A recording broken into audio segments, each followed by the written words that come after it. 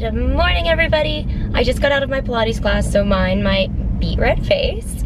Very cute look. A lot of you guys have been asking questions about how to stay productive and motivated and organized. So today I decided it'd probably be good not to film and drive because I don't have a stand for my camera, so it's just flying all around. Anyways, I decided to bring you guys along with me on my day today. I just finished Pilates. My class was at 7 a.m., which has been really good for me to get up early. I feel so much more productive when I'm up, and especially like moving and working out really early. It took some adjustment, and I'm not gonna lie, of course there are days where I'm fully not feeling it, don't want to get out of bed, but I'm the type of person where I can be a morning person. It's just the getting out of bed part that is torturous for me. I'm heading back home. I'm gonna shower and get ready, have some breakfast, and then get my day started by around 9 a.m. So I'll have more for you guys then. Okay, now that we're all showered and clean, I'm trying to save a little bit of time. So I didn't do my hair. I'm just gonna let it air dry while I do my emails, and I have a phone call meeting at 10. Before I get into my work, I'm gonna give you guys a few tips that have really immensely helped me stay on track and stay focused. If you're like me at all, you're prone to procrastination. So I need to create an environment where that's just not possible to do. I can get really overwhelmed and feel just like there's too many things that I have to get done. I don't even know where to start, so I just don't start. So a few ways I've learned to combat this is to plan everything out. Now you need to have a little bit of wiggle room, because if your plan gets thrown off a little bit, you don't want to just freak out and then everything crumbles. My planning typically starts off on either Sunday or Monday evening. I like to do this so when I wake up for my work day, I'm not wondering, okay, now what do I have to do? I know exactly what I'm doing for the day, so I can just jump right into it. Sometimes this doesn't always happen on Sunday night, so Monday is kind of my regrouping day and my planning day to prepare for the rest of the week. Lots of times on Monday, there's just like a million and one things to do that I didn't handle on the weekend, so Monday's kind of like the refresh restart day if I haven't done it on Sunday. So the first step of this organization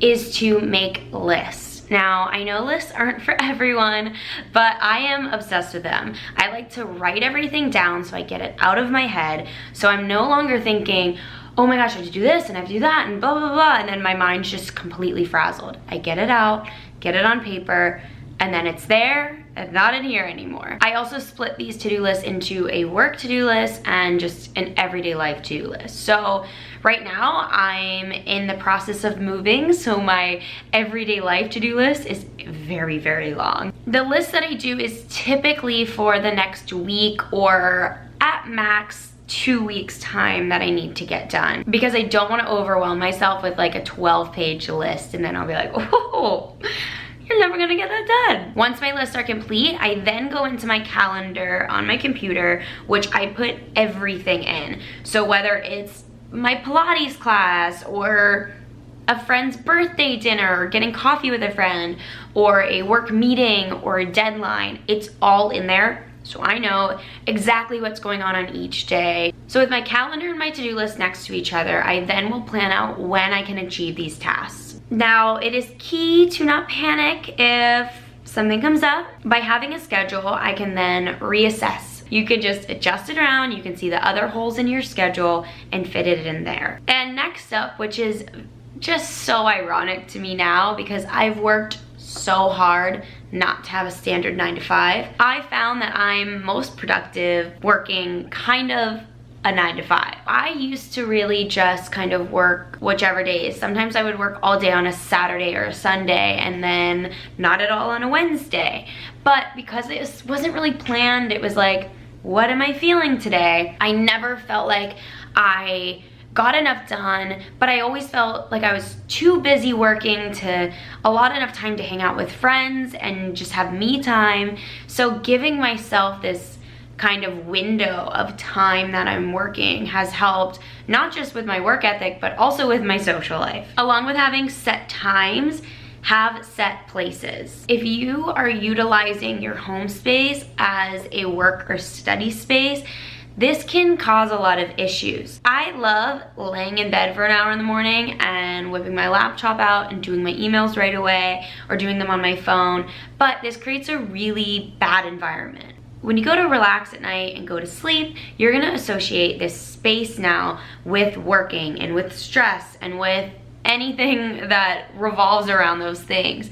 So it's gonna be really hard to disassociate rest and relaxation and work. All right, it's back to work for me, but I will check in with you guys in a little bit with some more tips. Slight change of plans because maintenance people randomly showed up at my apartment and they were being a little too loud for me to work. So I am actually heading out to meet my manager, get a little work done there. But yeah, this is what I was talking about. You can't let things throw you off your game if something happens and it wasn't what you were planning to do. I'm totally kidding, I'm a little bit annoyed and stressed, but I'm trying for the sake of this vlog to stay positive and productive. Woo! I needed to meet up with her really anyways, so it was kind of an excuse to go do that. But so I can continue my tips, I don't have my notes out, obviously, because I'm driving, but I believe my next tip was creating goals. Jesus. Cute dog alert. Cute dog alert. Wait. Setting goals for yourself. 2 reasons why this is gonna be extremely important. 1, because it's gonna help keep everything you're doing on track for a specific goal. It'll help prioritize your tasks, what's the most important to achieve this goal, and so on and so forth. Also, it gives you something to reflect back on, whether it be at the end of the day, the end of the week, or what I like to do at the end of the month, so that you can kind of celebrate your achievements. It's so easy to kind of just get caught up in task after task after task and feel like you're maybe being a little stagnant. It's really helpful to have something to work towards, but it's also have something to look back on and feel proud of. I'm gonna go so I can fully give all my attention to the road. Responsibility. All right guys, I just made it home from my meetings and I want to give you a few extra tips before I end the vlog. My last few notes are 1, work with other people. I know I love working with my friends who also do stuff within social media. It kind of creates an environment where you feel like you have coworkers, you can bounce ideas off of people, you can get help from one another. It makes it more enjoyable and just more productive to be around other people. I got a lot of questions on how to be motivated on tasks that you really don't want to do. I have 2 separate pieces of advice for this. 1, if it's a task that you can allocate to someone else or find a way around not really doing it, do that. I, for one, don't really like grocery shopping. So I utilize things like Postmates and Amazon Fresh and Thrive Market and all of these other things that I can use to have my food delivered to my door so I don't have to go out. Of course, this is typically a more expensive option, but like I've mentioned Thrive Market in the past and you can get free shipping and it's actually cheaper than going to the store oftentimes. So it's not that overpriced. Just look into whatever service you're using to make sure you're not spending so much money because you're feeling a little bit lazy. But if you don't want to do it, find ways around it. Other times we just have to do things. So prioritize these and just get them over with.